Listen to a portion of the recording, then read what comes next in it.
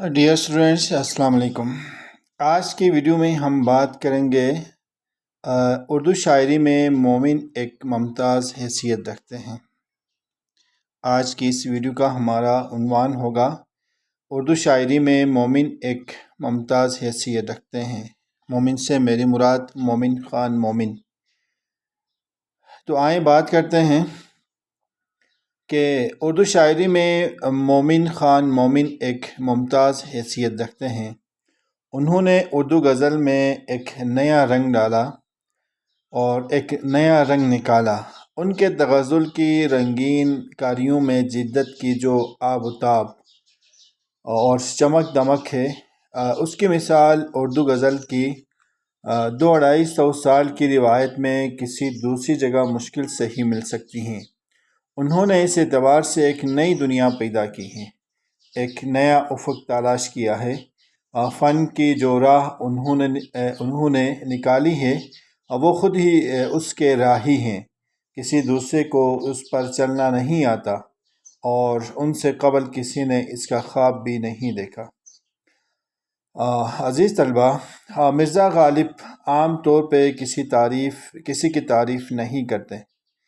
وہ مومن کے صرف ایک شعر پر اپنا سارا دیوان دینے کو تیار ہو گئے تھے۔ مومن ایک اگرچہ چند قصائد بھی کا ہے، مگر ان کا اصل میدان میں ان کی غزل گوئی ہے، اور ان کی غزل کا موضوع صرف عشق و محبت، وصل و فراق اور اس کے ساتھ ساتھ تمام وابستہ تصورات ہے۔ اس کی وجہ یہ قرار دی جاتی ہیں کہ مومن جس ماحول میں پروان چڑھے وہ غزل ہی کا ماحول تھا۔ وہ اس محدود فضا کی پیداوار تھے۔ یہی وجہ ہے کہ وہ اس محدود ماحول اور موضوع سے باہر نہیں نکلتے۔ اس کی وجہ ڈاکٹر عبادت بریلوی کے ہاں یہ تھی کہ ان کی پرورش بھی غزل کی روایت میں ہوئی اور وہ اسی روایت کے زیر سایہ پروان چڑھے اور نشو و نما پائی۔ اسی لیے غزل کی روایت کا رنگ ان کی شخصیت کا اہم حصہ اور غزل ان کا مزاج بن گئی۔ غزل ہی ان کی شاعری کا محور و مرکز ہے، اور انہوں نے اس روایت کو نہ صرف خوبی اور خوبصورتی کے ساتھ نبھایا بلکہ اس میں کئی خوشگوار اضافے بھی کیے۔ وہ میر، درد اور غالب کی طرح آفاقی اہمیت کے موضوعات بیان نہیں کرتے، کیونکہ ایسا کرنا ان کے مزاج کے ہی خلاف تھا۔ وہ حالی و اکبر اور اقبال کی طرح کسی انقلاب کے داعی نہ تھے، بلکہ وہ تو انسانی سطح پر پیش آنے والے انسانی مسائل کے شارح اور ترجمان تھے۔ عشق میں گزرنے والی کیفیات، محبت میں پیش آمدہ حالات، ہجر و فراق کے لمحوں کی مؤثر اور دل آویز ترجمانی مومن کی ہی غزل ہے۔ یہی مومن کی شاعری ہے۔ اس کی ایک وجہ یہ بھی بیان کی جاتی ہے کہ مومن خود عشق کی راہ کے مسافر تھے اور خود ان تجربات سے بار بار گزرے تھے۔ بقول نواب کلب علی خان، مومن کی مثنویوں سے اس کی شہادت ملتی ہے۔ ان مثنویوں کا اگر تجزیہ کیا جائے تو یہ بات ثابت ہو جاتی ہے کہ عشق مومن کی فطرت میں رچا ہوا تھا۔ 9 برس کی عمر میں انہوں نے اس دشت میں قدم رکھا اور 13 برس کی عمر تک مجنون و فرحات کو مات دے چکے تھے۔ وہ دونوں تو عاشق نامراد رہے، مگر مومن چھوٹی سی عمر میں ہی ماہر عشقیات شمار ہونے لگے اور 31 برس تک اس میدان کے شہسوار رہے۔ مومن کی غزل اور ان کے انہی تجربات کا ذکر اذکار ہے کہ ان کی شاعری کا محور یہی موضوع ہے اور اس میں ان کا کمال ظاہر ہوتا ہے۔ اگرچہ یہ موضوع محدود ہے اور اس موضوع میں بو قلمونی اور تنوع نہیں، بلکہ مومن نے اسی موضوع کو اسی طرح نبھایا ہے کہ نقادوں کو ان کی عظمت کا اعتراف کرتے ہی بنی۔ ڈاکٹر عبادت بریلوی کا ہی یہ اقتباس ذرا ملاحظہ کیجئے۔ کہتے ہیں، یہ صحیح ہے کہ مومن کی غزل میں موضوعات اور مضامین کے اعتبار سے تنوع اور رنگا رنگی نہیں، اس میں تو صرف حسن و عشق اور اس کے مختلف پہلوؤں کی ترجمانی ہے، اور اس ترجمانی میں کسی فکری گہرائی کا احساس نہیں ہوتا۔ اس میں تو انسانی زندگی کے صرف جذباتی معاملات کی تصویر کشی ہے۔ مومن نے ان معاملات کو کچھ اس طرح شاعری کے سانچے میں ڈالا کہ ان میں بذات خود وسعتیں پیدا ہو گئی ہیں، اور اس کا بنیادی سبب مومن کے رنگا رنگ اور ذاتی تجربات ہیں۔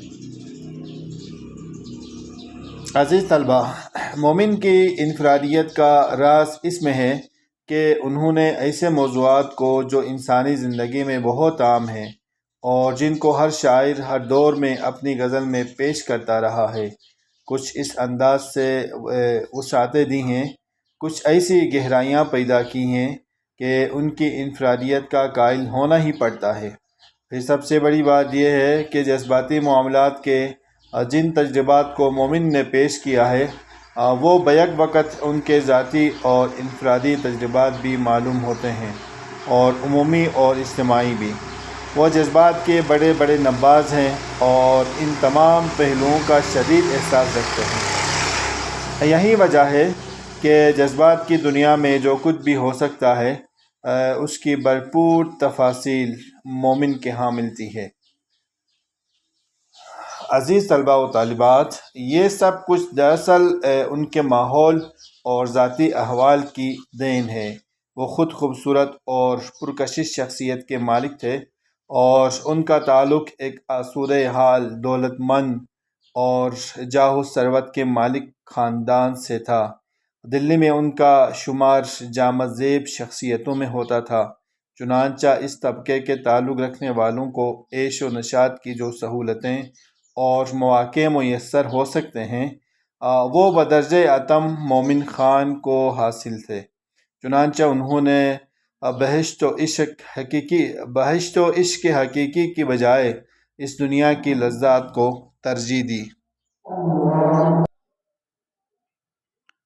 اور محبوب کا غم جاویداں اپنے دل میں پال رکھا، اور تمام عمر اسی غم محبوب کی مختلف کیفیات و ارادات کا بیان کرتے رہے۔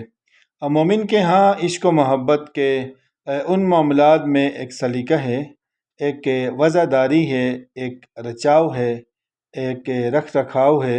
ان کا احساس جمال بڑا ہی لطیف ہے، اور اسی احساس کے زیر اثر ان کے ہاں حسن و جمال کے بے شمار روپ نظر آتے ہیں۔ یہ حسن ان کے ہاں آواز سراپائے محبوب، چال ڈال کی خوبصورتی، لباس کی سجدش یا شان محبوبیت کے مختلف موقعوں کی صورت میں جلوگر نظر آتا ہے۔ مومن خان مومن کے چند اشعار ملاحظہ کیجیے۔ دیکھے ہیں چاندنی میں وہ زمیں پر نہ گر پڑے، اے چرخ تو اپنے مہ کامل کو تھامنا۔ اگلا شعر ہے: اس غیرت ناہید کی ہر تان ہے دیپک، شعلہ سا لپک جائے ہے آواز تو دیکھو۔ اگلا شعر ہے: چلنا تو دیکھیے کہ قیامت نے قدم، طرز خرام و شوخی رفتار کے لیے۔ عزیز طلبہ، آج کی اس مختصر سی ویڈیو میں ہم نے اردو شاعری میں مومن خان مومن ایک ممتاز حیثیت رکھتے ہیں، اس عنوان پہ بات کی۔ امید کرتے ہیں آپ کو اس ویڈیو سے استفادہ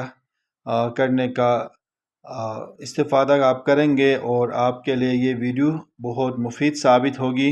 اسی طرح کے دیگر ویڈیوز سے استفادہ کرنے کے لیے آپ ہمارے ساتھ رہیے، اور چینل پہ اگر نئے ہیں یا ابھی تک سبسکرائب نہیں کیا ہے تو آپ سبسکرائب کریں۔ اپنا ڈھیر سارا خیال رکھیں، کومنٹس میں اپنی رائے کا اظہار کریں۔ اللہ نگہبان۔